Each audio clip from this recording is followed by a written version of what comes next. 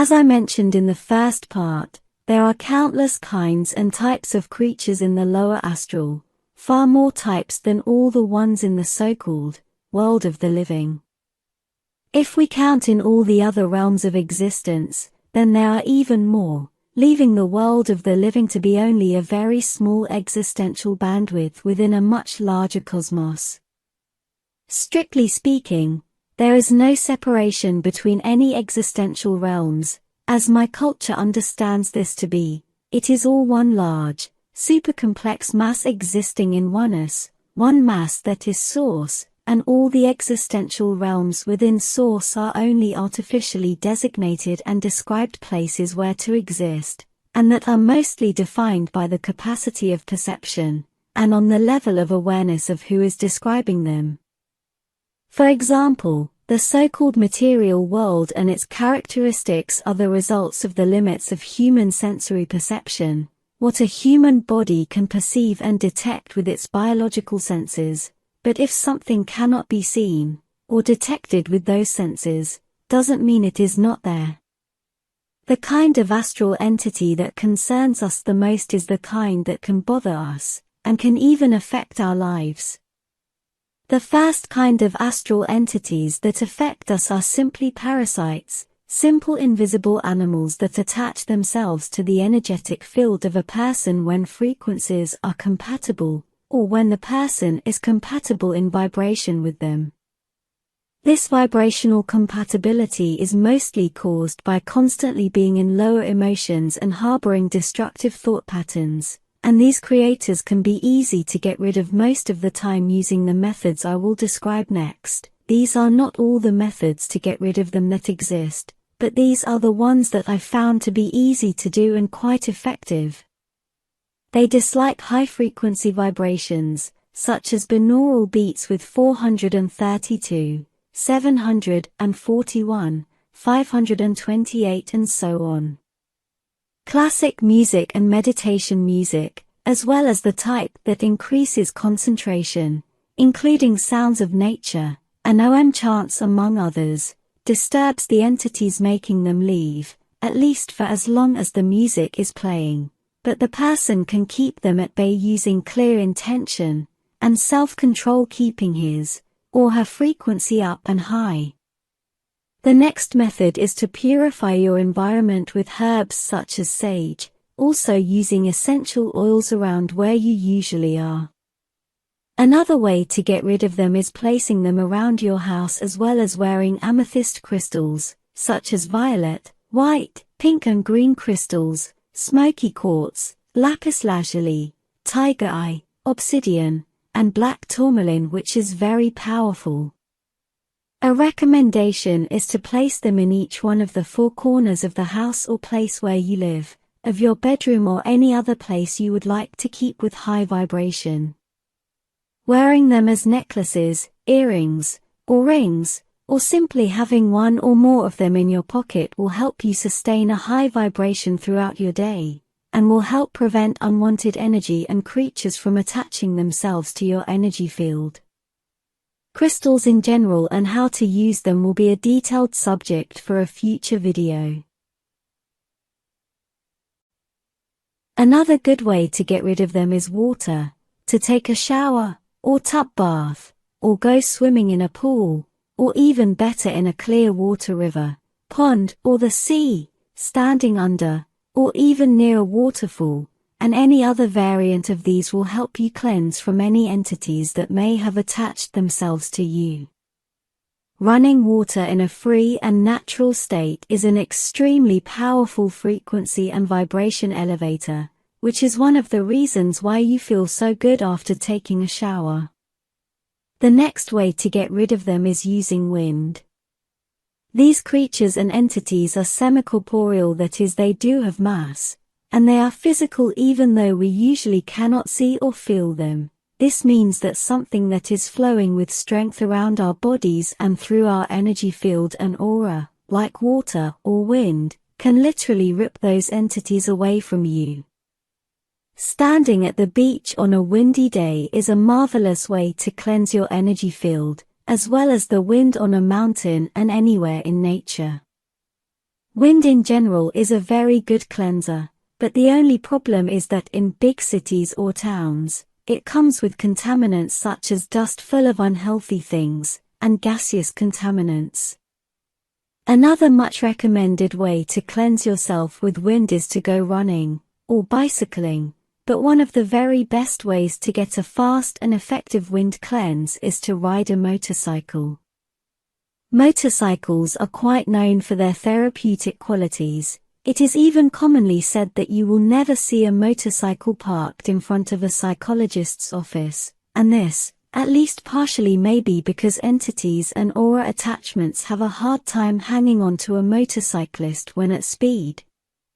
If you ride a bicycle, a motorcycle, or a convertible car with the top off during a nice country road ride, air and wind cleansing will be a very good result. The only problem with convertible cars for this is that the windscreen prevents the air to move around the driver with enough force. But the very best way to get rid of astral attachments is to meditate routinely, and meditate well. Having clear control over your mind, emotions, and your thoughts make it impossible for astral attachments to parasite you, because you are the one in control over your frequency and vibration. Astral entities are physical things, although they are hard to detect or to see, but not impossible, as many sensitive people can. But they derive from thought patterns, as a parasitic entity depends on someone with a clear and strong connection to source to manifest them and keep them alive. We can see them as a thing or a creature that is in the process of manifesting itself into the material world. When it is fully formed, we can understand it, or see it as a full egregore, with body and mass.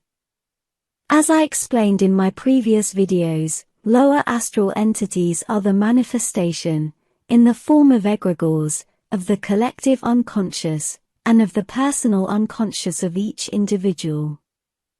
Most people tend to think that entities, monsters, and even demons are agents that are external to them, which parasites a person who is merely a simple victim. This is not the case. Most astral entities and creatures exist by their own reasons and energy dynamics, but the ones that concern us here, and who tend to latch onto humans, and cause much trouble in the process, are egregores, or unconscious manifestations of the people themselves who are suffering from their presence. Thoughts and words have great power and are what manifests all that exists. They create the world we live in, and imagination is the first and most important part of any creation. This has been explained in detail by my predecessors, in the theory of manifestation, which I know many of you are already familiar with. Perhaps I should make a video only about this subject, although it is already widely known, just to have it at hand here and with that title readily available, as I did so with the Prime Directive. But the point is that thoughts become reality in the shape of situations or of material things or objects alike. Although lower astral entities are physical and have mass, from our point of view they are mostly thought patterns, and they are indistinguishable from one another. Astral parasites are thought patterns, and they physically manifest into the material world through the consistency of the thought, and depending on the energy it is given, as well as by the intention of the person, or persons who are manifesting them. So astral entities must be observed and addressed as both, as physical animals or beings, and as a thought pattern that is constantly present in whoever is affected by such a being or beings. This is how to detect their presence, because whenever we have a thought pattern that is clearly destructive, repetitive, and against our interests, and even more when it is against our will, it will be a clear indication of the presence of an entity attachment. As I said in another video, you are not your thoughts, you are the eternal and powerful being who is watching those thoughts from behind. If you are thinking verbally, that is not you. Thinking verbally can mostly be the result of your higher presence, but those thoughts can easily be sequestered, or hijacked by lower astral entities, or by whatever is the dominant thought patterns being transmitted through the telepathic web of the collective unconscious the person is immersed in, as I described in detail in one of my recent videos. For descriptive purposes, I can say that you, who you really are, would think in concepts that later on are translated into words, the ones you use when you think with words, and that further on become spoken word, as for communication. It is most usually the thought process that involves words which get hijacked by astral entities that use your own thoughts to manipulate you into doing whatever is more convenient to them and their wants and needs. These creatures have little to no connection to source, and their only way to keep existing is through the intervention of someone with a strong connection to source, and this is what they really want from people in general, their creative attention which keeps them manifested, therefore existing. It is the thoughts of the people with a strong connection to source that creates them and keeps them existing, so disrupting and stopping the repetitive thought process that creates and feeds them will destroy them and remove them from the reality of the person. This is why meditation and learning self-control over our thoughts is so important, and is what removes the entity from the life of the affected person, and prevents it from coming back.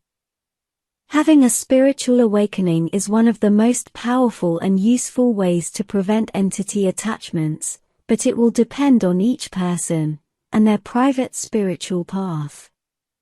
Humans on Earth, especially in the Western world, have been conditioned to dismiss anything that has to do with the astral, and to take it as fiction and as something that is unreal.